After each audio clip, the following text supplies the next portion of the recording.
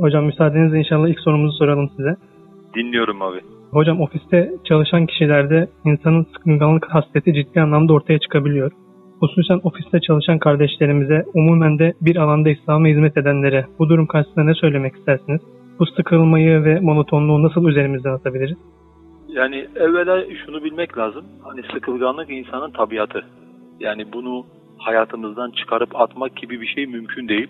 Böyle bir şeyin olabileceğini düşünmek, Allah'ın bizim içimize yerleştirmiş olduğu fıtratı çıkarıp atmak iddiası olur. Bu da mümkün değil. O zaman bunun için söylüyorum, şunun için söylüyorum. Sıkılmak hayatımızın bir parçası. Bunu bileceğiz. Bunu nasıl kontrol edebileceğimiz üzerine düşüneceğiz. Bunu nasıl idare edebileceğimiz üzerine düşüneceğiz. Şimdi öncelikle ben şunu söyleyeyim. Kapalı ortamda çalışan insanların, bu medrese olur, işte ofis ortamı olur fark etmez. Mutlaka yani evvela her şeyden önce böyle biyolojik olarak, bedensel olarak vücutta biriken o toksini atmaları lazım. Bunun için de 1 saat herhangi bir spor alanıyla mutlaka ilgilenmeleri lazım.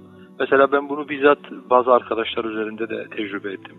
Bu tip bir faaliyeti olan insanın kapalı ortamda durma saatleri çok daha fazla uzayabiliyor. Sıkılma eşiği çok daha yükseliyor. Ama böyle zaten o kapalı ortama uygun bir yaşam yaşayan, işte hareketsiz bir yaşam yaşayan insanlar çok daha çabuk sıkılabiliyorlar, daralabiliyorlar. Bu birinci söyleyebileceğim şey. İkincisi de şimdi insanın yapmış olduğu işin tabiatında sıkılganlık varsa insan o işi biraz eğlenceli hale getirmesi lazım. Yani ne demek eğlenceli hale getirmesi lazım? Tabii ki İslam'ın hani eğlence anlayışı bellidir, malumdur. Ortamın içerisinde mesela bazı yarışmalar yapılabilir, işte bazı günler düzenlenebilir, bir faaliyet yapılabilir. Mesela örnek veriyorum, bir duvar gazetesi çıkarılabilir. Hani insanların böyle baktığı zaman tebessüm edeceği, bir yarışma yapılabilir. İnsanların farklı bir heyecan içerisine girdiği, hayırda yarışacağı gibi. Mesela şiir okuma günleri yapılabilir. Bir arkadaşımız şiir okur veya neşit okur. Yani o kapalı ortamın kapalılığını dağıtacak, biraz daha orayı eğlenceli hale getirecek bir takım şeyler, adımlar atılabilir, bazı programlar yapılabilir. Üçüncüsü de belki bu en önemlisi, bu söyleyeceğim. Şimdi yapmış olduğumuz işin tabiatı, hareketsizlik, sürekli oturma, bir sıkılganlık var. Şayet eğer biz işi geliştirmez, kendimizden o işe bir şeyler katmaz, bize ait bir artı değer oluşturamazsak, işin yükünün altında eziliriz. Yani bunu hayatın bütün alanları için düşünebilirsiniz. Yaptığımız işe kendimizden bir şeyler katmak. Bu diyeceksiniz ki nasıl ben yaptığım işe kendiliğimden bir şey katacağım? Yani zaten yaptığım işin sınırları belli, benden istenen belli. Evet, benim kendi fikrim olan ve o işi geliştirecek bazı projelerim olması lazım. Mesela bakın çok basit bir örnek vereyim size. Şimdi diyelim ki ben baskıcıyım. Yani kitap basım işiyle ilgileniyorum. Geçen sene bir kitap basmışız. Şekli 1. Bu sene basmışız yine aynı. Öbür sene basacağız yine aynı. Ama bu baskıcı arkadaşımızı bir de şöyle düşünün. Fuarlara gidiyor. Yeni baskı tekniklerini inceliyor. İşte piyasaya gidiyor. Farklı yayın evlerinin çıkardığı baskı türlerini inceliyor ve diyor ki mesela şu daha iyi, okunması daha kolay, bunun renkleri daha canlı. Biz böyle bir baskı yapalım diyor ve gerçekten içinde bulunmuş olduğu yapıda da onun o önerisi kabul ediliyor. Onun önerisine uygun olarak baskı şekli değişiyor.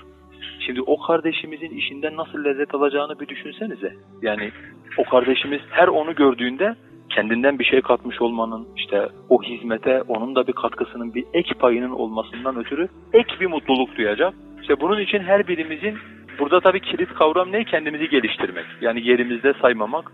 Ben bununla alakalı belki başka sorular da olabilir. Hani ona hepsine uygun olacak bir şey söylemek istiyorum size. Bunu belki ara ara sık sık tekrarlıyorum bütün kardeşlere ama faydalı olanın tekrarından zarar gelmez. Yapmış olduğunuz işin yan dallarına dair mutlaka bilgi edin. Mesela sen bir iş yapıyorsun. Bu işin yan dalları var. Örnek veriyorum. Diyelim ki araştırdın. 3 tane senin öğrenmen gereken şey var. Bu işte yürümen için. Bir, dil bileceksin. Fazla Fransızca diyelim mesela. 2, X programını çok iyi kullanacaksın. 3, işte konsantrasyon özelliğin olması lazım. Bir şeye çok iyi konsantre olabileceksin. Hemen araştırma yapacaksın. Her gün 1 saatini hizmet içi eğitim ayıracaksın. Yani kendi yapmış olduğun alanla ilgili seni geliştirecek bir programın olacak. İşin dışında 1 saatini buna vereceksin. Diyelim önceliği öğrendin. Öncelik değil. Önce dili öğreneceksin. İkinci öncelik X programını kullanmak. Onu öğreneceksin. Üçüncüsü işte konsantre. Bununla alakalı ne yapılıyor? Bunu araştıracaksın, bulacaksın, bir programa koyacaksın.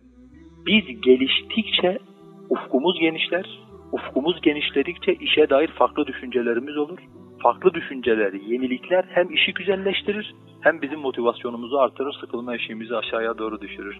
Aksi halde aynı şeyleri sürekli tekrar etseniz, yani düşün, İsrailoğullarına bıldırcın etiyle kudret helvası gelmiş, gök sofrası inmiş yeryüzüne. Adamlar her gün aynı şeyi yiyince canları sıkılmış, bana salatalık sarımsak yolla ya Rabbi demeye başlamışlar. Bu insan tabiatıdır, yani bu sadece Yahudiler böyledir diyemeyiz, bu insanın genel tabiatıdır. Bu söylemiş olduklarım yapılırsa Allah'ın izniyle o sıkılganlığı en azından daha aşağıya düşürebiliriz. Ama şunu unutmamak kaydıyla, en başta da söyledim. Sıkılganlık insanoğlunun tabiatının bir parçasıdır. Bunu çıkarıp atamayız ama kontrol edip yönlendirebiliriz Allah'ın izniyle.